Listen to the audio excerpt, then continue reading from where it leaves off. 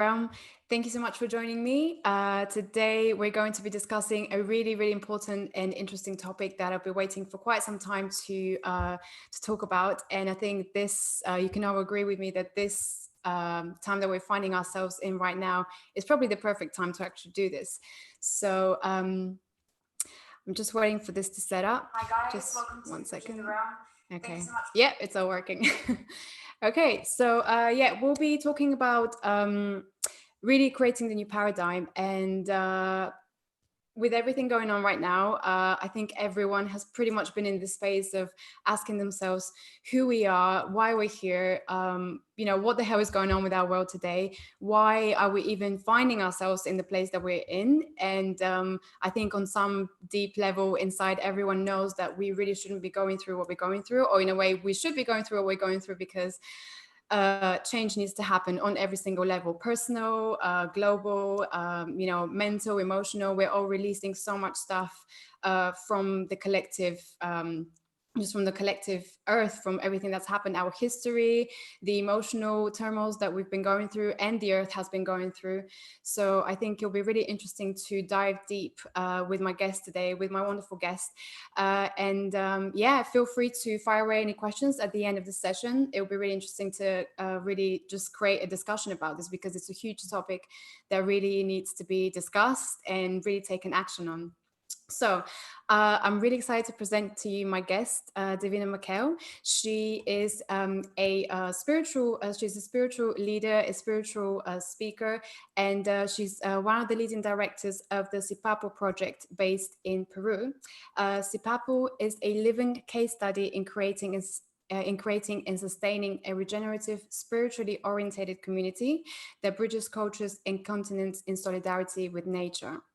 And Davina is also a Kero lineage holder, a feng shui master, and a Hay House author, and has been in Peru for the last few months, really working on trying to set up this project which unfortunately, due to the circumstances with the pandemic, has been delayed, but hopefully with some luck and with everything going right in the next few months, we're hoping that this project will actually continue to evolve and be completed by maybe end of this year, and people will actually get to be part of it and participate and contribute to it if they want to.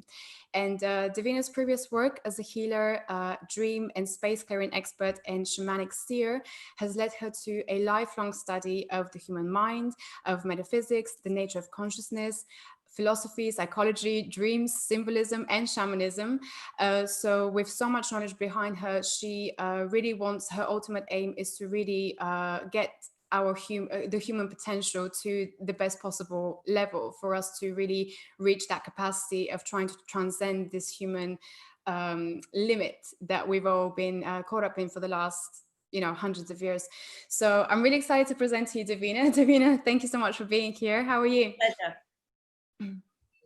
How is everything there? We've just spoken about how bad the COVID has created everything in Peru. Tell me a bit about that. It is pretty draconian here. I'm based between the jungle and a small town called Puerto Maldonado currently, and it's easing now a little bit, even though we still have proper full-on state of emergency lockdown apparently until the end of June. But people have just had enough. But we have military police on the streets. Everybody has to go out in masks. There is stamps on the pavement everywhere of 2 meters apart. There have been previous weeks when we've had to come in for food where you can't use the main port. We have to sneak through people's gardens to get into town to be able to find supplies. It's been an interesting adventure, and I'm like, wow, okay, this wasn't quite what I signed up for, but here we are. So yeah, it is, and we're not in the the Iquitos. There are places in Peru where I believe that more people would be dying of poverty than COVID right now. It's a real tragedy.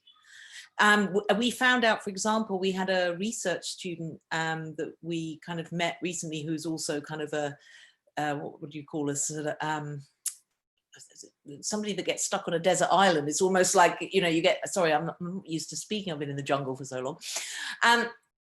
but sort of a survivor, if you like, and their research center was road access only, and she had literally been eating just rice and beans for 2 months because that is the only food. I mean, we're very lucky, we're actually river access, and because of the police don't have the ability to patrol the rivers in the same way, so we have been able to sneak into town and get fresh fruit and vegetables, and we're lucky we have quite a lot of fruit growing on the land. So we've been able to fish for oranges and things like that, which has been wonderful. Wow. So yeah, it's not been it's certainly been an interesting adventure. It's not been easy, but I feel more concerned. I mean, I'm very privileged and lucky. You know, I came here with a goal and with resources. I feel very there are going to be some really serious repercussions from this, in terms of, obviously this was just the beginning of their tourist season here, and everything's empty, everything's closed. This is a town where probably everybody is one paycheck away from being able to feed their families. Wow. And yes, there are government handouts apparently, but we've also heard that some people get them, some people don't. It's very random as to how that money gets distributed and how people are able to claim. And of course, there's a lot of casual labor here. So there's a lot of people under the radar that aren't on the official system. So that makes things tricky as well. So yeah, it's a real eye-opener. Wow. Oh God, I have to say, I'm really surprised that Peru has been, in such a such a bad state, because I thought, I don't know why, but I thought initially that most of the stuff that's going on with COVID was kind of in the West and, here in the UK, in the US, but I guess Peru and all the countries in South America also kind of in the same circumstances. So well, I suppose that there's far more limited resources in terms of health service and equipment and things like that. But Peru was amazing. Peru acted really fast in terms of draconian lockdown. I mean, we've been in this lockdown since March the 15th, 16th. I mean, it's been a long time. And it was severe, literally nobody is allowed out on Sundays at all. We have curfew, it's extended now, but curfew originally was from 6 in the evening till 6 in the morning. It's now 9 o'clock at night you can stay out to. And you were only allowed, the only things that were open was the pharmacy, the bank and the market. Wow. So nothing and everything. I mean, it was like the first time I came into town after a few weeks of being in the jungle, it was like a ghost town. It was shocking. Wow. Except for the queues for the bank, which were around the block 4 times and started at 4 in the morning. Everybody 2 meters apart. Everyone spent their entire life in Peru for the last 2 months queuing for the bank. Queuing up, yeah. This is also it's a cash society. People, everything you can't pay for card. Very little can you pay for on a card. It's mostly a cash society in shops and things in the market. God, yes. So it's certainly it's hard to know the facts. I mean, I think all of us are in this case. I mean, I think the biggest thing that's come out of COVID is that great big I don't know. Yeah. And to actually be okay, and to be okay with I don't know. Yeah. None of us know anymore. Yeah, you really, And that brings up, I think, for humanity and for people generally, that brings up a huge feeling of discomfort. Because we are so, particularly in the West, we're very educated, programmed, conditioned, whatever label you want to give it, into knowing, into understanding, into, oh, I know the answer, I read it in a book, I looked it up on Google, I searched for it. And now we are very much really awakening into this place of not knowing. And being okay with feeling uncomfortable, being okay with not knowing. And I think, I mean, it's we really are entering into the great mystery, one could see on a bigger spiritual level, which I believe is exactly what is happening. But we need to learn new ways of getting comfortable with that. Oh yes, totally. There's been a lot of, talk about kind of going with the flow, releasing resistance, to controlling everything. Because it's true, we're always so used to having our plan, our agenda of what we're going to do for the next month, for the next year, for the next 10 years. Even now, we don't know if we're going to have any money anymore. We don't know if we're going to have a job anymore. And so yeah, it's definitely pushing us into the unknown in an extreme way. And we could, of course, go into massive fear on that. Sorry to interrupt, but we could go into massive fear on that. And that's what I mean about getting deeply comfortable with it's okay. Yeah. So what's actually occurring here is a massive internal revolution, if you like, for me, and this is how I see it, of being able to learn to deeply trust life, to deeply trust that it kind of will be okay. It'll work itself out. That, you know, if we can let go of the fear, if we can let go of the awful anxiety of, I don't know how I'm going to feed my children, I don't know how I'm going to pay my mortgage, I don't know how I'm going to pay my bills. If we can just sit with what that brings up and fully feel it and actually come out the other side of it, then it releases a huge amount of energy for some truly creative solutions to appear. Mm. Yes, totally. And from your sort of shamanic perspective as well, I know obviously shamanism is a lot to do with being in touch with yourself, being in touch with nature, you know, living in balance. Have there been any kind of predictions about this happening, about, you know, humanity going through this huge transition? And which ones haven't been predicting it? From a prophecy point of view, everything from the condor and the eagle to the Hopi prophecies, that the Kero, every indigenous culture has some kind of, they're different stories, different myths, but they're all pretty much saying the same thing, that this is the Great Awakening. That, you know, there is this opportunity to return to the golden age, that there is this, but of course, in order, and this is what's been, you know, we can see COVID as a horrendous thing that has decimated the global economy, ruined millions of people's lives, killed lots of people, you know, etc., etc., etc.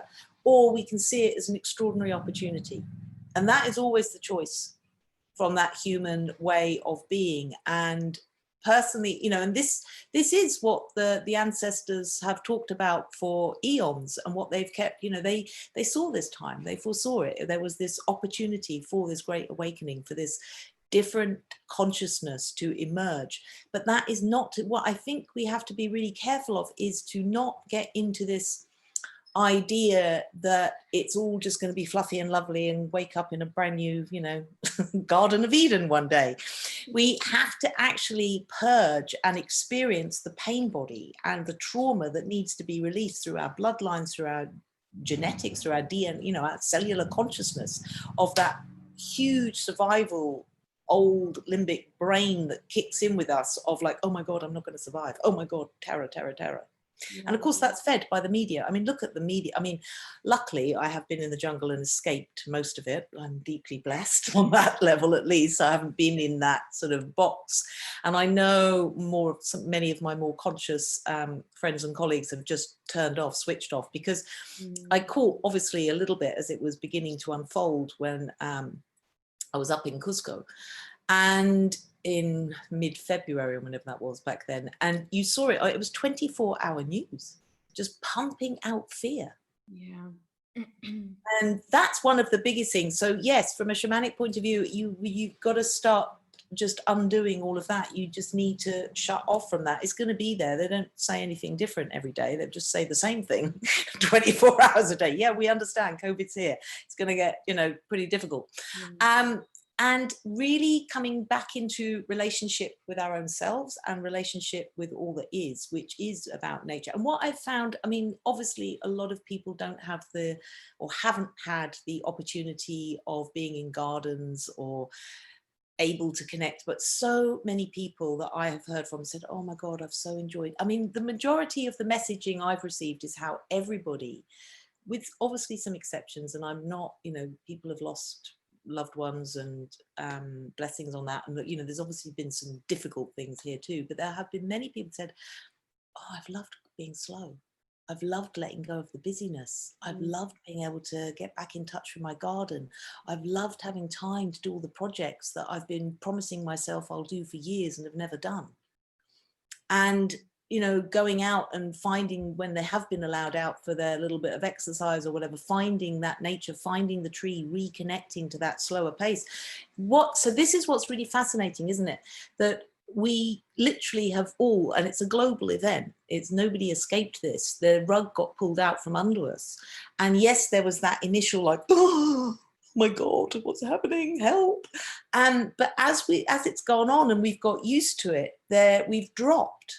All of us have dropped and just been able to drop the busyness And actually, not just has the sky cleared and nature woken up and had time to breathe and recover, and there's many, many stories of that, of just clearer skies and nature recovering, but we've also had a chance for our lens to be cleared and for the busyness fog to go, who am I? What am I doing here?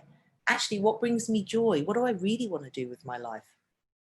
How do I really want to sustain myself? How can we find sustainable living that is not all about just, oh, I've just got to make my bank account bigger and bigger and bigger and bigger, and if my bank account's not big enough, then I'm not ever going to be able to do what I want to do in life, you know, because that's a program. That's not true. That's an illusion.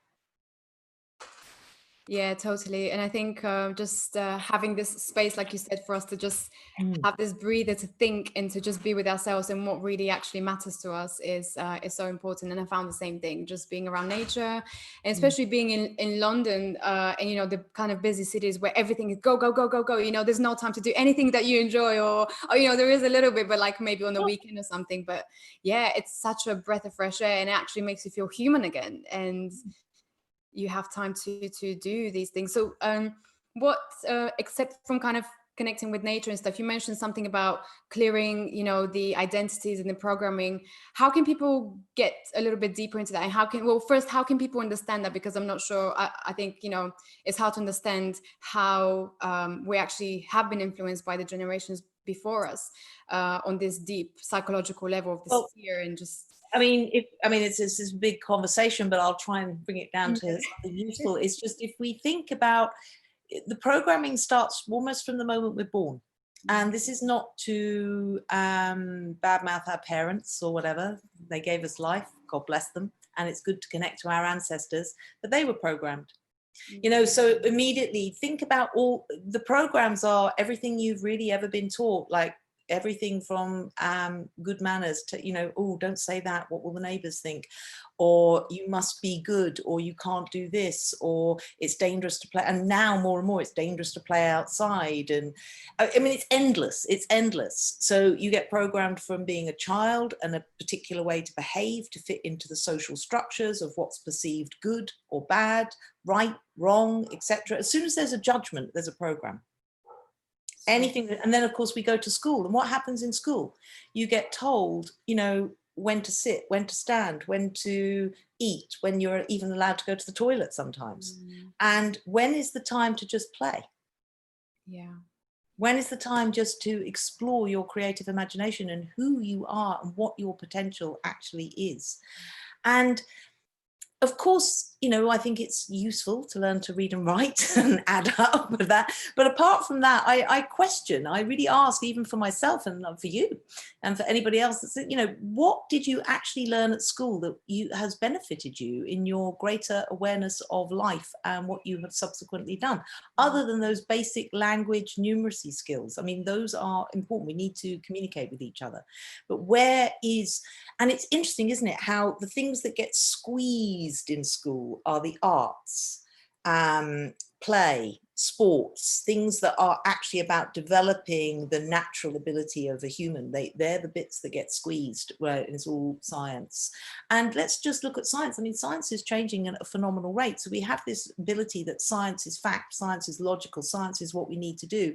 And I suppose in terms of really understanding this programming, we have been conditioned, particularly in the West, to be totally left brain focused.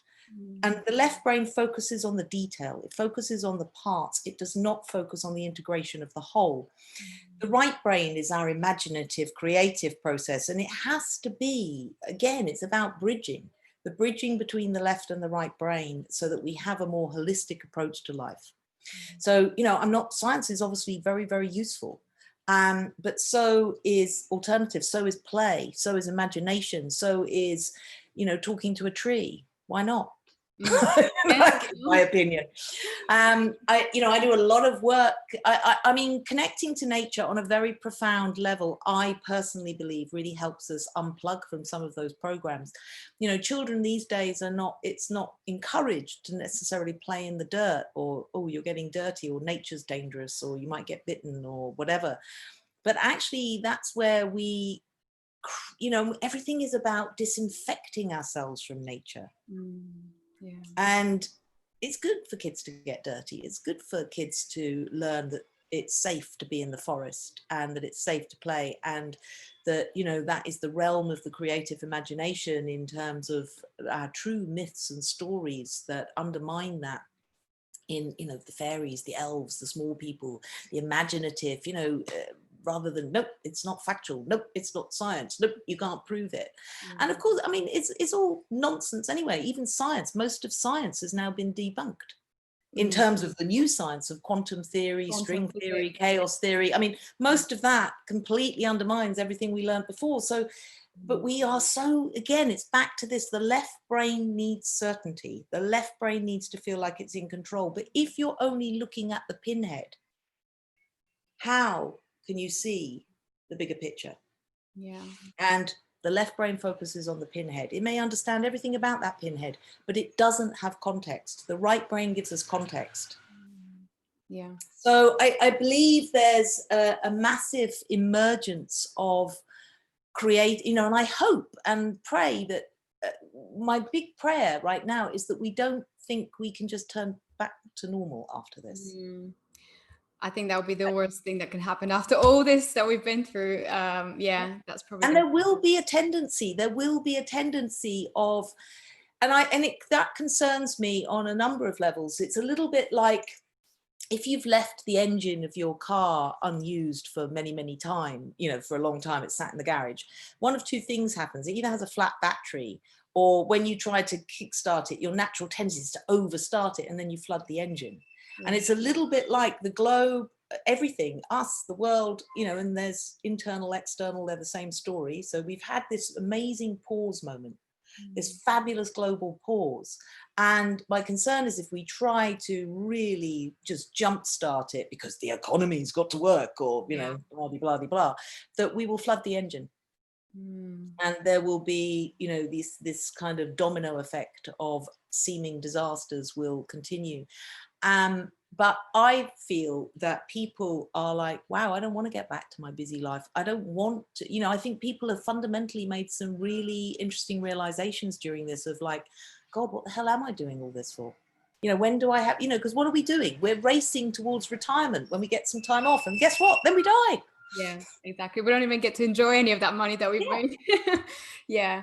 Wow. No, totally. I completely agree. And I think this, this whole situation has been just like a whoa, what the hell am I doing with my life right now? And it's really, for me personally, it's really made me think about the things that I need to cut out of my life and that are just draining me and not really bringing anything else, anything good to my life. And it's kind of like, okay, I need to cut this out and that out. And what does this leave me with? You know, what are the main things that kind of really matter to me? And I think a lot of people kind of going through that questioning and trying to really find out what's the true purpose here. Why are they even here? Why are we here? So yeah. So and I think part of that, sorry, I'm just, one thing I wanted to say, because you asked me specifically about that programming and how do we help undo that. One of the things is to not ignore our feelings.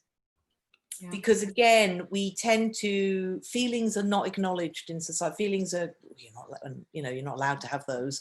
They're a bad thing, you know, oh God, you know, too emotional, over-emoting, all of that.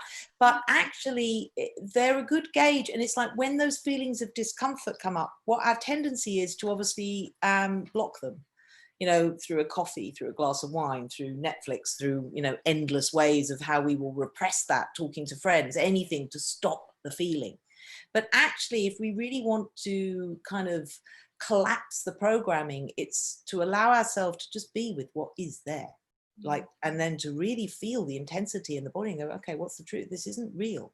What is this I'm making up? Where's this limiting? You know, I'm going to reclaim my power from this, because we can only reclaim our power by actually allowing ourselves to deeply feel and to actually acknowledge what's coming up there. And all it takes is to go into that and just breathe through it, and it will collapse it. And you will find that on the other side of that, you have an enormous amount of energy, whereas it takes huge amount of resource to block those feelings and not to allow them. But that's how, again, how we're trained in a way to not emote.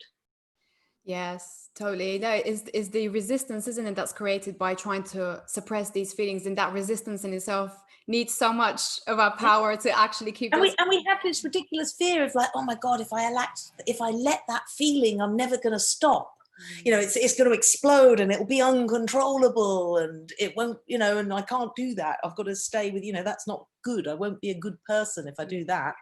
And actually, it's not true. If we actually allow ourselves to just quietly really feel what's coming up for us, we can breathe through that and be out, and it's not going to explode, you know. But actually, when we put a lid on it and we keep repressing it, then eventually the pressure cooker will break at some very inopportune time and embarrass us far more. Make matters even worse. How do you play this in your own life when you feel something coming up? What do you do? Say, for example, you're with people and you get this kind of reaction to something that they've said, or what do you do? A number of things. I mean, I'm quite far down the line of this. So I can mostly, I mean, not always, human too. Mostly I can process it in the moment, or I'm aware that something's coming up that's not related to that person. I'm just having a reaction. And it is, so the biggest thing is, can we just breathe in that moment? Can we take a pause so that we can be response able rather than reactive? Our initial thing, I mean, again, it's a horrendous thing, but you can see it in the response to the tragic death of George Floyd. The reactive, you know, something like that, there's an immediate reaction that, because it takes that is an event that takes the pressure cooker lid off so many people and things. But it's like, wow, what if there was some pause into, is this really as it appeers, or are we being pushed to have that massive explosive reaction? I'm not judging it either way, but it's, again, it's, you know, big events, even things like that, we need to be able to learn to take that pause, to take that response ability. So it's aware, oh, I've got a feeling. One of my favorites is a loo break. Oh, sorry, just need to go to the That's what, you know, give yourself that pause. That's the best one. It's like, oh, sorry, where's the toilet?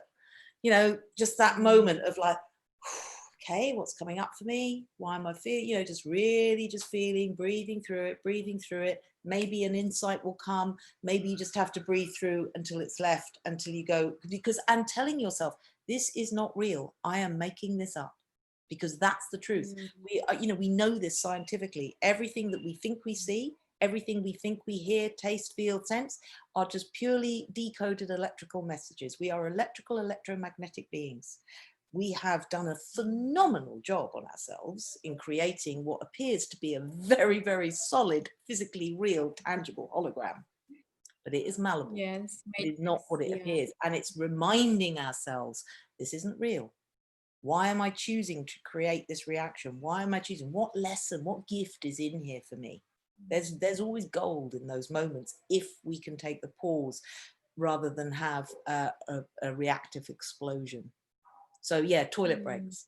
It's the simple. Sometimes just saying, or you know, if you're on the phone to someone, oh, sorry, there's someone at the door, I'll call you back. You know, give yourself just, you know, that's how I can do it in the moment. But when you're learning, it's really good to just have those, like, for example, if you're one of these people that get involved, you know, you have to say yes all the time. And then 5 minutes after you go, damn, why did I don't want to do that. Why did I agree to that? It's like to go, oh yeah, that's a wonderful idea.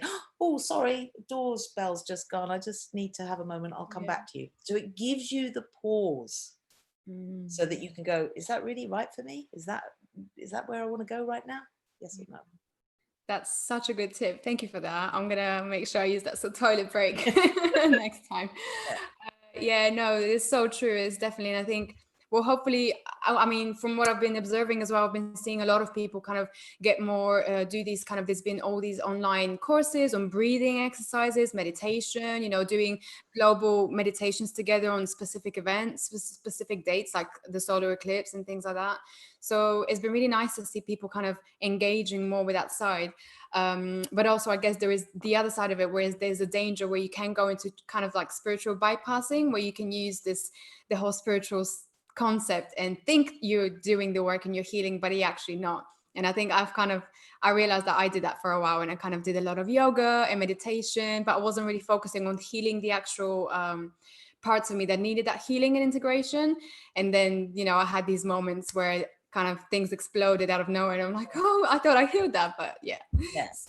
And it's layer, let's start with complete compassion and forgiveness for ourselves too, because it's layers of an onion. You know, we get, I'm a true believer is that we don't get given more than we can handle in the moment, and even despite appearances to the contrary sometimes. And it is layers of an onion. Things come up and, you know, it's like, yep, this is all I can deal with right now. And I'm going to deal with this little bit. And, you know, then down the line, other layers will come up and different aspects will appear. And it's always a learning. You know, believe me, having just sort of given up my nice, comfortable life in the UK and transported myself to the jungle just at the beginning of COVID, I've had plenty of opportunities right now to go, what's coming up here? Yes, there's some very intense feelings I need to go into and let go of. So yeah, I've definitely been having to do my own work on that at the moment. Great. And, you know, so I've been doing it for years. Yes, it gets easier. Yes, you have more tools in your toolbox. Yes, you have more ability to go, oh, come on, why am I creating this? To really take full responsibility for everything in my arena. But that doesn't mean those feelings are going to disappear. That doesn't mean I'm suddenly an enlightened being levitating 3 meters off the ground. No, it doesn't. It just means I've got more resources to be able to, and the gaps, you know, the gaps get smaller. If you know what I mean, it's like something comes up, you can move through, you can carry on with your day. It doesn't take 3 weeks of a massive depression or whatever to deal with it anymore. Exactly. Yeah. No, that's definitely. It gets better and better with small steps, isn't it? It's just about taking those small steps. The other really powerful. I mean, there's many powerful tools, simple tools. Breath, obviously, we've spoken about. I mean, just taking a deep breath in through the nose and out through the mouth, actually, just really long, slow exhale through the mouth until the inhale comes naturally on its own. That immediately calms the system down. Journaling, I mean, obviously not in the moment you're with, but journaling after something. There is an act, particularly because the arm and the pen you write with is connected to the heart. There is an act of, and journaling is very different from a diary. Dear diary, went to the shops today, came back. Journaling is like, wow, I had this really interesting experience where I felt such anger come up, and, you know, and as you write, often the answers appear of what that really was for you, what's hidden underneath. You know, we have to mine within ourselves quite deeply. Yes, totally. Yeah, I can attest to that. I've actually been doing a lot of journaling for the last kind of 2 months and 3 months, and I can definitely see how it makes a difference, because it almost like it puts your thoughts into a pattern that you can understand and see what the problem is. You know, it's like, oh, okay, that's the problem, or, you know, that's the issue there. So yeah, it's a really good way to deal with and it also just gets it out of the loop that often is going through the brain. It just helps. It's another way of releasing. Dancing is fantastic. Putting on, like, if you're really feeling wound up, to put on music, and just not to dance like, oh, I'm at the disco or whatever, but just to allow your body to move with the movement of the music. To just see where your body wants to go, because again, it's all about, a lot of these thoughts are just stuck energy. The emotion is stuck, you know, emotion, energy, emotion, it's stuck in the body, and just moving, putting on 5 minutes moving, chi shaking. I often, like, that's one practice that I think is really good for our health, for our benefit, to keep things shifting, is just to literally allow the body to shake, like to actually physically shake the body for a few minutes. Dust off the energy. It's a great way of changing state very fast. Oh yeah, I've actually heard quite a few people have been talking about the shaking and how it's like really, really healthy for the system. Shaking. Yes, definitely. And tell me a bit about, obviously, you being a dream expert, you've been doing it for a long time. What about dreams? Because I've been hearing a lot of people have been having very vivid dreams, you know, and I guess we're all processing stuff. Personally, I tend to have a lot of dreams with water and huge waves and like tsunamis, and I'm like, what the hell? But I know that's connected to emotions and having kind of, you know, internal conflict and things like that. So tell me a bit about how people can. It's not the tsunami dream is not so necessarily. There is obviously some deep emotional kind of fear in there. Basically the tsunami is because they're fear dreams undoubtedly, and they are emotional, and what that is a dream of is being overwhelmed. It's exactly what we've just been speaking about. It's that fear of yours, the unconscious fear of being overwhelmed by your emotions, of what's really in there, that you feel something's going to bubble up and take you over, or there's not a way out of this, or you can't escape. So yes, when again, it's the dreams are fascinating. I mean, they are absolutely, for me, they're like your nighttime management reports from your unconscious mind, in the corporation of Me Inc. And they are incredibly beneficial. And I do believe that particularly recurring dreams and recurring dream themes are really worth paying attention to, because it's a little bit like, normally the unconscious mind is like, it is really like the workforce. It gets on, does its job, doesn't need to bother you. It knows how to regulate your blood pressure and your heartbeat and your, all the systems, etc., and take in all the day. But every now and again it's got a problem, and it's like, oh, I need to ask the boss, I don't know what to do about this. So it pops up a dream, and it keeps popping it up because you're not paying attention. So it's like, hello, I really need an answer on this. You know, I've sent you the memo 5 times now, can we have a look? And it's really, the mind needs to just go, oh, I need to look at something here. What's this dream saying to me? What's this symbol? And yes, dream, the symbol, the one thing to pay attention is, it's a little bit like we have to learn our own dream language. And just because we don't understand Chinese doesn't mean Chinese is rubbish. And some people don't pay attention to their dreams because they just don't understand the language. And so it seems like nonsensical and nonsense and doesn't make sense. So it does take a bit, again, it's writing the dreams down. Often just writing a dream triggers, oh, that's to do with so-and-so. Oh, maybe that's about that. And, you know, a cat in your dream will mean something, there'll be some general symbolism around the cat, but it's going to mean something different. So, for example, taking your example of a tsunami, you know, what somebody's response to a tsunami will be different for you than it will be for me. Maybe you nearly drowned as a child. Maybe for me, you know, the Boxing Day tsunami created some kind of trauma in me because I was in Sri Lanka at the time, or something of that nature. So they're always going to be unique to your particular dreamscape, but they will have some common analogies as well. But particularly at this time, again, what's happening is, because there's been this global pause, the unconscious is given space right now to, like, hey, these are all the things you haven't been looking at. You know, hello, there's some stuff in here, and there's some stuff coming up. You've got a great opportunity now, so I'm just gonna, you know, these are all the ones that normally the alarm's gone off and you're out of bed having your Starbucks or whatever, glass of coffee, before you've even had a chance to think about it. But now you're not having to do that. I can get to work and, you know, sort out some unconscious stuff that needs a bit of debris clearing out the cupboards. Yeah.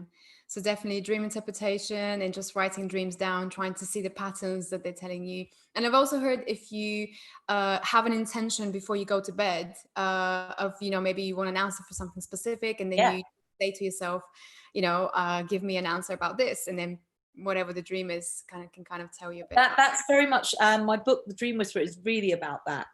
Yes, it's how to remember dreams if you don't, but it's very much about working with dreams to manifest solutions to things. Because that all of the greatest inventions, you know, and Einstein, for example, was a fantastic dreamer. If he had a really juicy project on, he would make sure he dreamt or slept 10 hours a night to get more dreams in. Catnapping, daydreaming, they are all quite good techniques that can allow you to enter that hypnagogic state where information comes in. It's just, you know, the thing is, our conscious mind is not terribly intelligent, doesn't hold too much information. Our unconscious processes billions of bits of information all the time. It's taking in everything. So it has a huge database.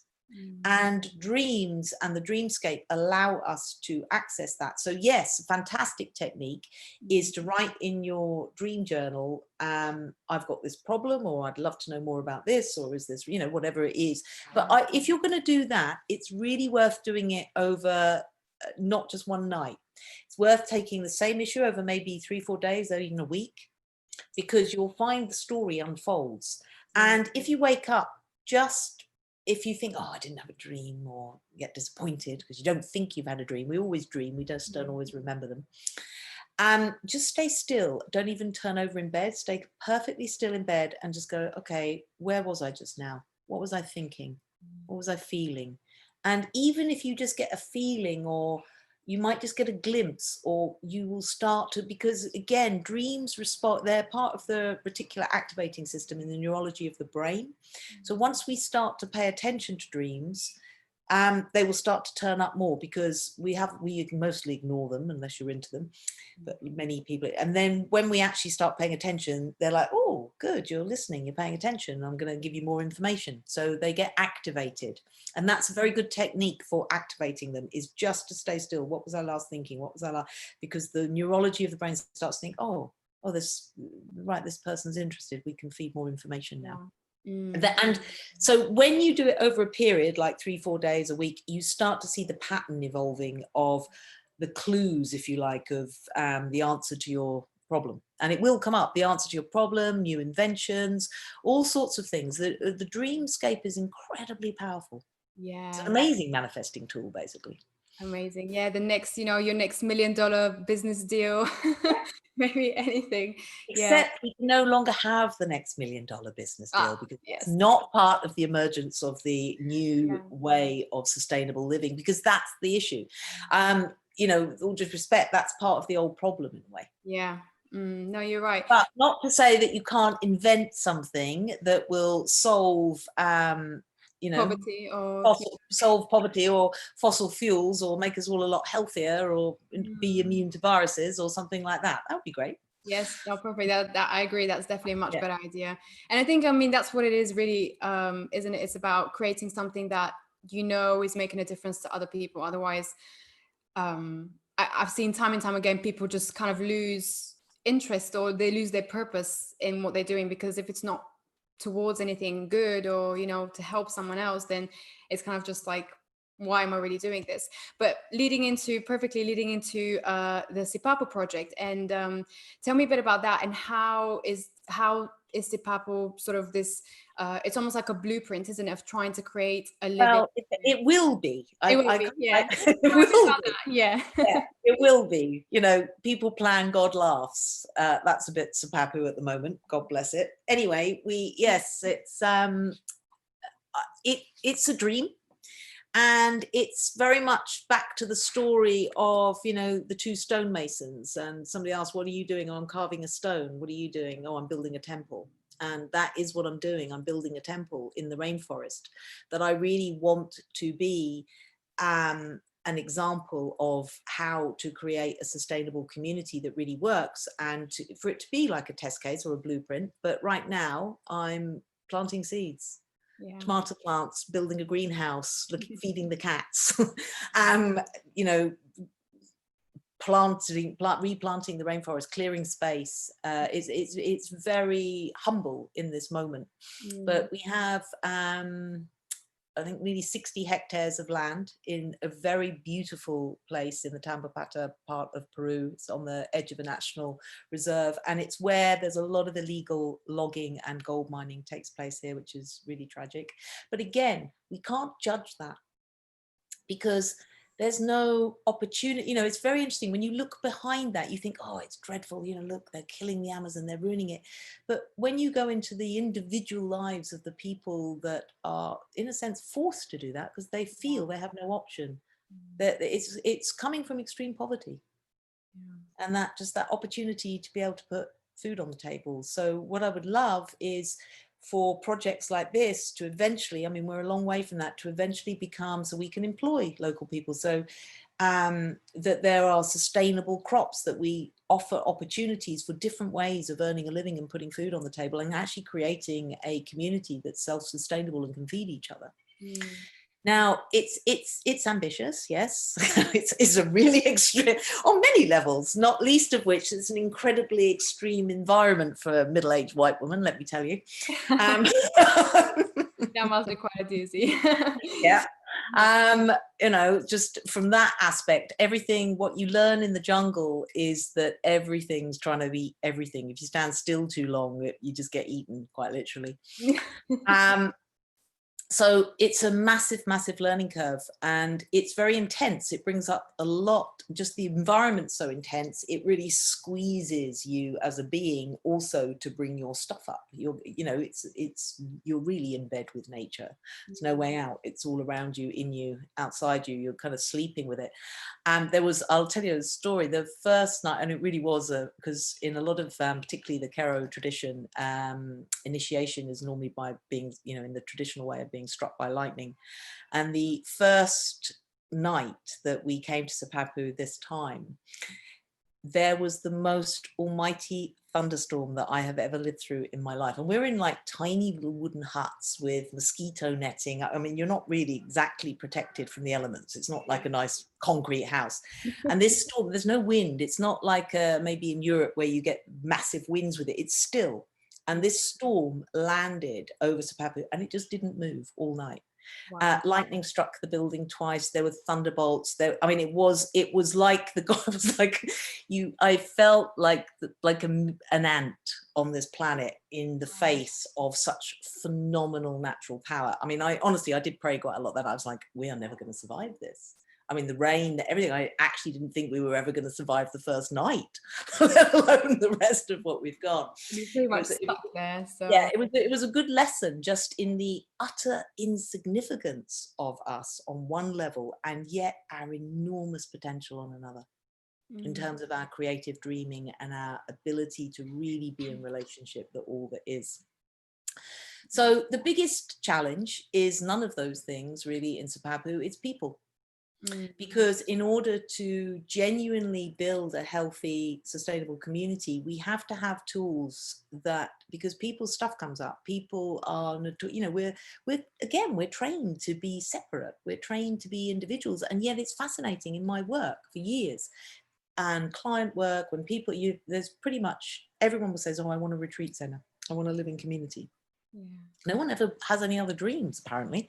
I mean, but it's amazing how often that comes up as I want to live in community. I want to have a retreat. That's my ultimate dream. And I was really curious about that. I really thought about it, and I was thinking, wow, what is it? What is it that people are really, because obviously the reality of running a retreat center, probably if they were in it, is not what they would really want. It's a damn lot of hard work and it's a huge expense. And if everyone's got a retreat center, then who's turning up for the retreats? You know, there's many, in the concept of that doesn't quite work. But I just thought, no, it's this desperate need of humanity to reunite, to be in community, this sense of, we have this yearning, this deep yearning for unity, because we've been so conditioned into separation. Yeah. But it's tricky because even in this, you know, we've got a few waifs and stray, we've had various little groups. It's mainly Nizami and I, my business and shamanic partner. And then we've got a few people with us at the moment. It's changed slightly, you know, it changes from sort of every 10 days, the group's dynamic slightly changes. And it's really fascinating. It's tiny. I mean, we're hoping to build like an eco village. At the moment, it's tiny, and wow, it's a process and people's stuff. And of course, it's unrealistic because these people wouldn't naturally be here. They've left families. They've got stuck here. It's not like they've chosen to come and be here for this long. So that also brings in different ideas. But the biggest, I mean, one of the most profound tools that we use, and it's very simple, is talking circle, talking stick. Wow. Okay. Wow. To sit in circle, and you have like a talking stick, you know, something, it doesn't matter, it could be a pen, it doesn't really matter what it is, but I do have one that I made. And we sit in circle, and it's about being listened to and witnessed. Nobody's allowed to interrupt. If you hold the stick, you are heard. And it takes time, even that takes time to develop, because to begin with, people are mostly self-conscious, they're too scared to be able to speak their truth. It takes time for us to learn that it's safe to be heard, that it's safe to be really deeply witnessed and go, actually, and to learn nonviolent communication, to learn you know, like you did that, it's not, no, I felt this when you did, or when that happened, I felt this, to really own and take responsibility.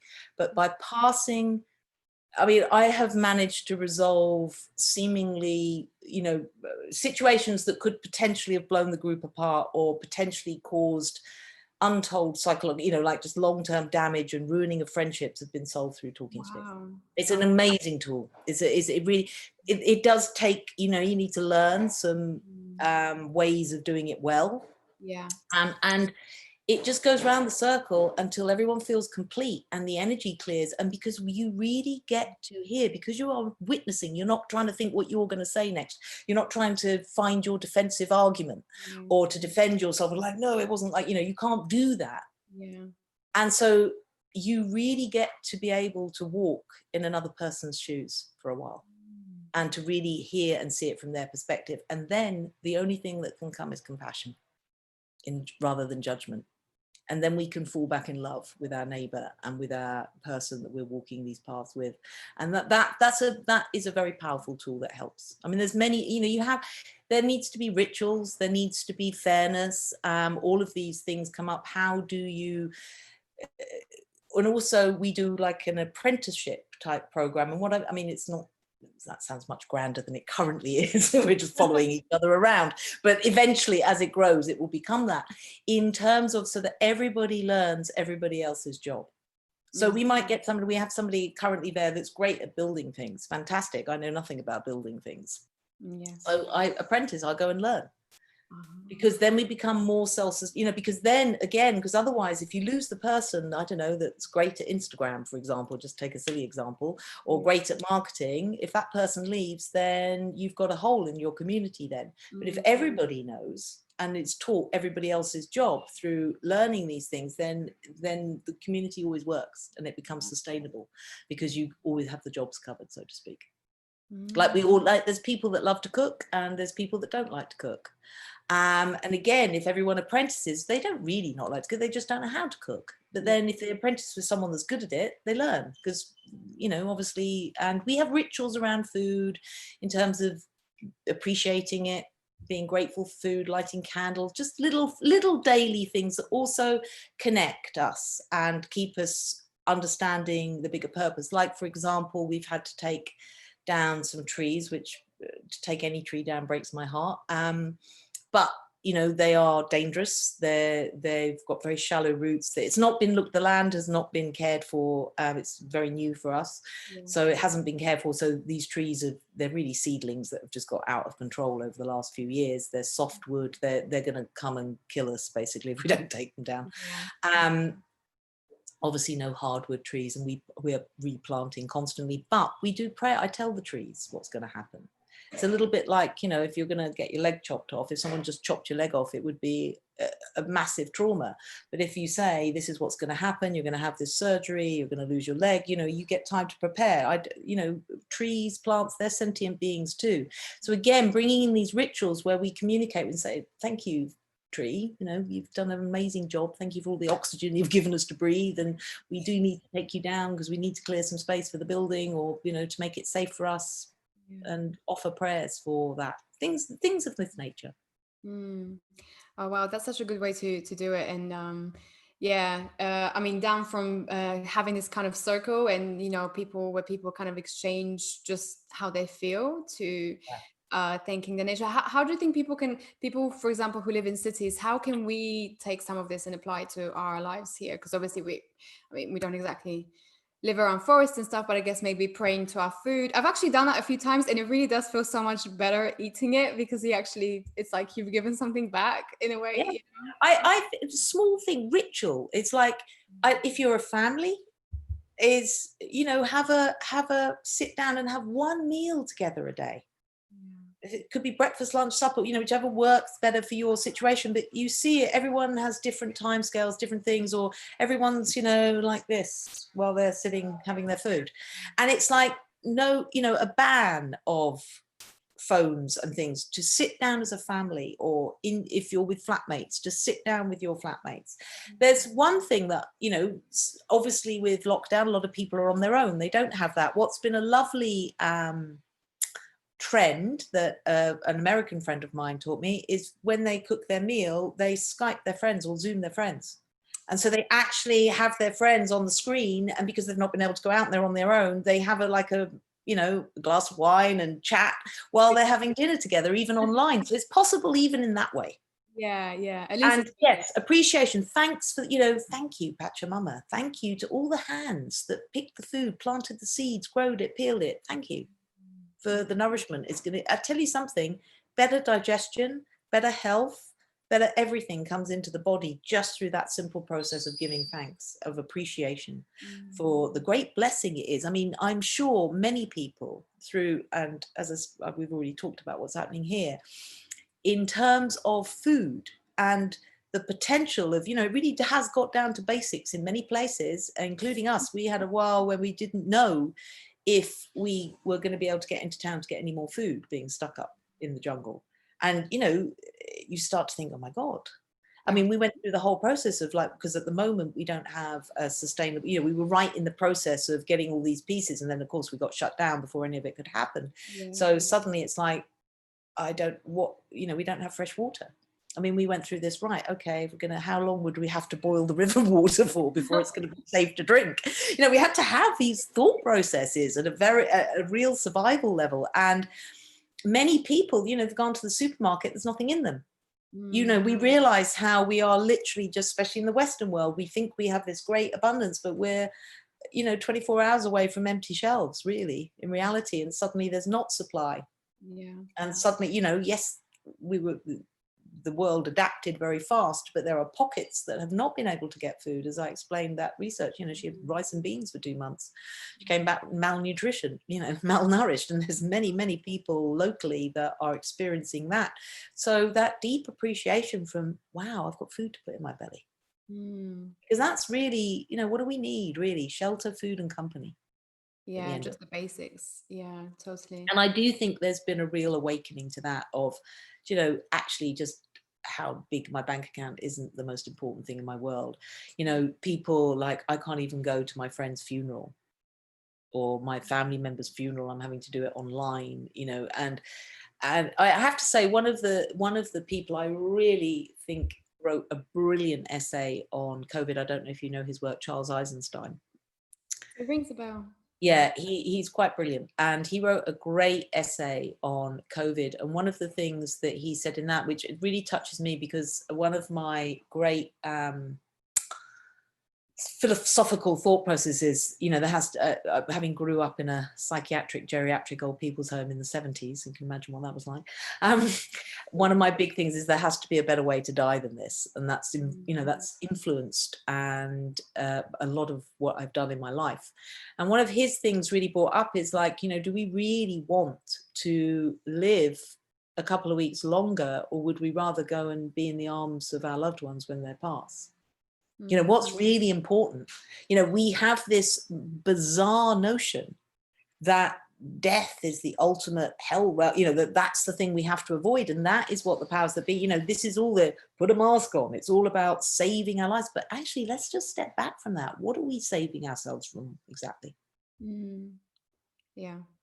There's a great part of me that thinks of not restricting anything, just letting it pass through, the herd mentality or whatever it's called. And there is something in that of trusting our own immunity, trusting our own ability to be able to be well and energize. And would any more or less people have passed as a result of doing it that way? It's I mean, who knows? We don't know. It's an interesting question. And when you look at the statistics in certain countries that have had that approach, it kind of speaks for itself on many ways. So it's important at that level. Again, the West, we hide death. I mean, I've had an unusual life. I saw more dead bodies when I was a tiny child than most people have meals. So I'm very, kind of au fait and okay with death and seeing death up close and personal. And I think it's really important. But of course, it's all hidden. And it's become this enormous fear. It's like the one thing we need to avoid at all costs. We cannot. And so consequently, this repression, this isolation, but actually to live in isolation with a mask over our face, what kind of death is that? In its own way? Do you know what I mean? I personally would rather go out having a wild party with all my friends and live a bit less long, to be honest, than be stuck in a cell somewhere with a mask on and be able to live longer. These are the questions we also need to face and look at. And I know there are many people, including my own mum, who thinks I'm appalling for thinking such things. Right? She's fully embedded in the programmed world and thinks, oh my God, you've got to keep people safe. We've all got to survive. That's an appalling way. But is it? Just asking the question, is it? Really, how would, children that have not been able to have play dates for months, how's that good for their development? Yeah, and everyone's talking about, the mental health issues that people are going to have after this whole pandemic is over, I mean, imagine, especially people who have lived alone for this time or who haven't had any contact or communication, depression has already been on the rise anyway. So now it's just going to skyrocket. So yeah, it's definitely making you question what's more important. And there is a kind of, going back to my mum, bless her, thanks mum. But I mean, she's an intelligent woman. I was speaking to her on the phone the other day and she kind of let slip because I was wondering whether she'd been able to see Isaac, her grandchild. And she said, oh yes, but obviously I haven't been able to. So he's been round because the parents are split up. So it's that, but apparently you are allowed visiting rights in those situations. I was just curious. And she admitted that he's come around, but she hasn't given him a hug for months, like inside her own home. And I said, Mum, what do you mean? She said, well, we're not allowed, what? And that is how indoctrinated the fear is. I'm like, wow. That was shocking, just that small tiny thing was shocking in a way to realize how, and I think, she's not a stupid woman. I just think how many other people have been living like this at this level of extremity because of the fear mongering that has been embedded into people. Totally, yeah. And even the government doesn't know exactly what's going on or what we should do because they're constantly changing their mind. Stay at home, don't stay at home, stay at home, don't stay at home, go to work, don't go to work. So yes, exactly. Yeah. Yeah. It's like, there's a lot to be said for just let it be. Yeah, totally. I completely agree. And I think that, and from kind of a spiritual point of view, I did hear a few people talking about how the people who did die during this period kind of already had like a soul contract, that they will pass during this time. I mean, I don't know how true that is, but to me, it kind of feels right on some level. It feels like it's true. But then again, well, also, I mean, I don't, I know if I start saying these things, it starts to get a bit too controversial. Yeah. But I mean, apart from anything else, the figures don't make sense on any level. I mean, if nobody had ever mentioned COVID and we just had the flu, would COVID have happened? Would we have needed to, there's a lot of questions to be asked and considered in the whole concept of it, to be honest. Yeah. And people, we all have our death date. As soon as this is a period of time. For me, our death is just our next birthday. All we're losing is our physical form, and we're birthing ourselves into a new way of being. Where were we before we got here? It's just another birth canal process. And in fact, if you research a lot of near-death experience people, it is like going through a birth canal. They always are going through the tunnel. What's that tunnel different than the birth tunnel we come through? You are literally birthing yourself. It's a birthday, not a death day. Is that what your near-death experience was like? I know you. I've had a couple, but the most extreme one that I had, which was the first one in Tibet, when I nearly died of altitude sickness. I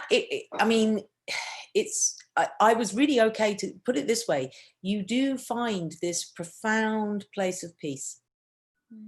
There's a struggle to begin with when you can feel it, like you have the fight for life, and then all of it disappears. And I just remember this, like, oh, this is fine. This is okay. And, literally just this extraordinary peace. And it is just light. For me, I don't know because I'm none of it, but obviously mine was from altitude sickness, which affects the neurology in the brain. So I didn't get the experience of the tunnel. I just had this, I lost all sense of anything around me other than being almost in this void. It was just this open void, but there was nothing at all, but deep peace. deep peace. And then there was then the next thing I remember was just like a pull back. It's like my consciousness pulled me back, and then suddenly I was kind of back in, oh God, where am I, kind of thing. Not yet. yeah type yeah, it was that. But I do remember that profound. But I do, having researched it a lot, that sense of tunnel, you can see the birth canal sort of aspect. And this, you know, again, we are, as I say, we've been programmed into that death's a bad thing. Death's not, you know, to be avoided at all costs. And I think one of the things to come out of this is we need to look death in the face. We've had to on some levels. Its death rates have been, but we still don't take it personally, if you know what I mean. We don't, because we want to just try and pretend that's not really happening. It's not really real. It's over there somewhere. Let's not look at it. And I mean, Carlos Castaneda was always, you know, the great, when he said, death is the great advisor, always walk with death by your side. And it's an excellent way to learn how to live. That's so true. Yes, I totally agree.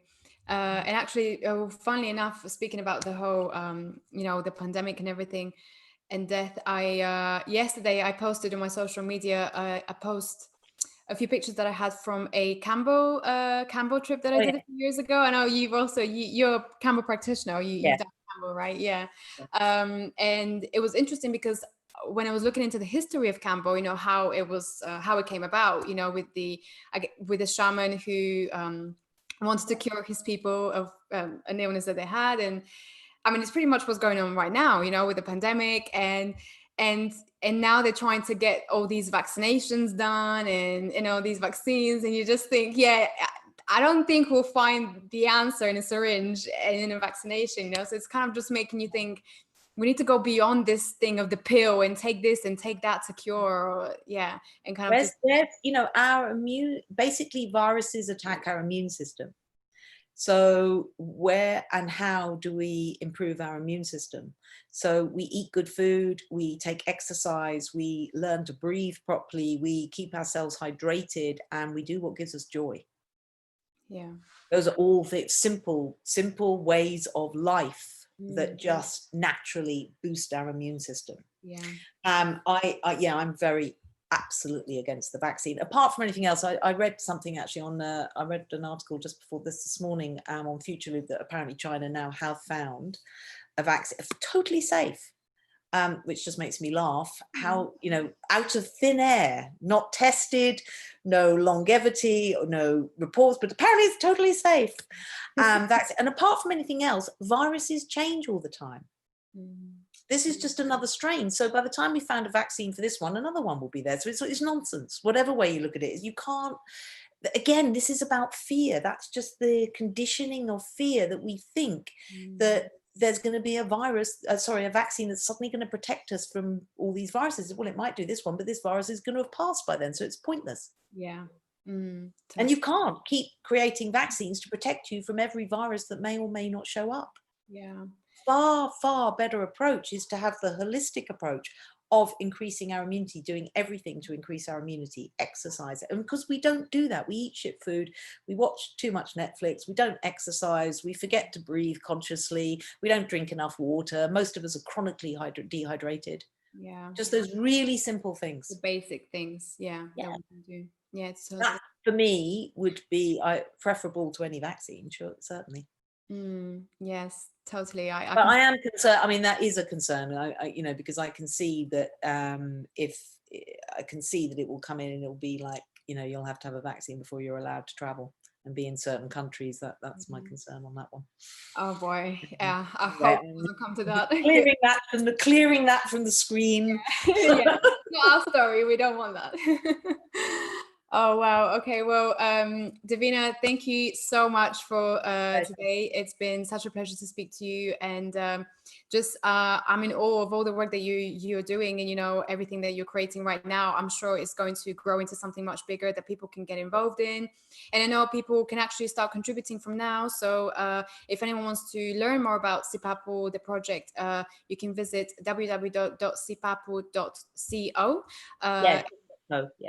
CO, yeah, and I know you can donate. I think you have something coming up with like a a fundraiser coming up, or not yet? We have because of COVID, we haven't kind of taken it forward because we don't have Wi-Fi in the jungle, so it's been really limited. But yes, you can donate. You can see what the project's about. You can sign up, get involved. There's, we have a newsletter. There's all those things. It'd be great. Love it. All welcome. Brilliant. And that will be, I'm going to include that in the description below. And also, if people want to find you, you're on www.davinamackail.com. Yeah, davinamackail.com. Yeah, brilliant. So if they want, do you do any kind of private sessions with people? Yeah, I do.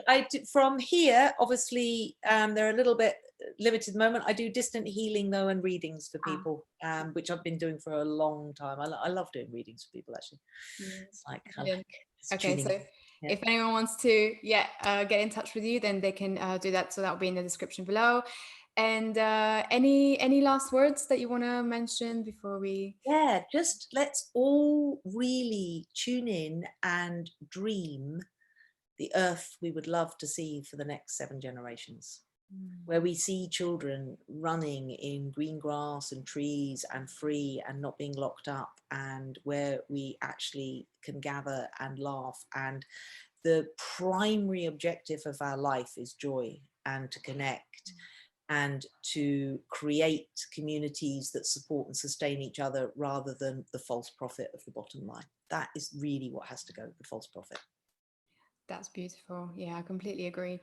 And actually, I just wanted to ask one last thing. When people do go out into nature, and now that we're trying to do that a lot more and we're becoming more conscious of it, is there something simple like a technique or prayer that you can do to just thank the land and just be more connected with it? A really lovely, there's many, a lovely thing is you can also use it as a little mini vision quest. So a bit like you can set an intention for your dream, and this is a great way to people start to begin to get that there is actually something going on out there, and that there is, nature really does speak to us, and to build a relationship. So say you're going for a run or jog and you've got, I don't know, a project for that day, or there's something going on, or you just want some information about something that's going on in your life. Set that as your intention. And then as you're running, walking, doing whatever you're doing, just be aware of what shows up in your path. See if you see an unusual bird or a particular tree attract you. You often see nature waving at you, going, hi, it's me, hello, can you see me? Go and have a sit by a tree. And another thing that I absolutely love doing, because remember that we breathe out carbon dioxide, which the tree breathes in, and the tree breathes out oxygen, which we breathe in. So I love doing symbiotic breathing with trees. Just literally, and you don't have to be a tree hugger if that's not your thing, but just being in the vicinity. Yeah, me too. But just being in the vicinity of a tree and doing symbiotic breathing with the tree, a little bit of conscious breath with the tree. And you'll be amazed at what drops into your mind, or what messages you might get, because you are building then a relationship with that being. And remember, those tree beings, they've been around an awful lot longer than us, so they have an awful lot of wisdom. Yeah. And we can learn, like we can learn our dream language, we can learn the language of trees. Oh yes, totally. I can attest to that. I've done that quite a few times when I go to the park, and I'll just lean against the tree and try to just breathe it. It feels amazing after that. It really does. So I can. Yeah, in Japan, I love this. In Japan, they actually, if you go to certain GPs and you're stressed, they will sign you a prescription for forest bathing. And there are certain forests that are designated literally for forest bathing. And all you do is just go to the forest and lie in the forest for 20 minutes or half an hour. And that's your medicine. How cool is that? How cool is that? Yeah, they should definitely bring that here in the West. Yeah, well, we can just do it. We don't have to wait for a prescription. We can just go and do it. Yeah, exactly. So lying back in the tree, just breathing with the beings. Wonderful. Yes, totally. Wow, amazing session. Thank you so much. Pleasure, Debbie. Yes, so guys, again, if you want to check out the Sipapu project, please make sure you visit www.sipapu.co, and all the other information will be down below in the description. So thank you so much for joining us, and until next time. Pleasure. Yeah, take care.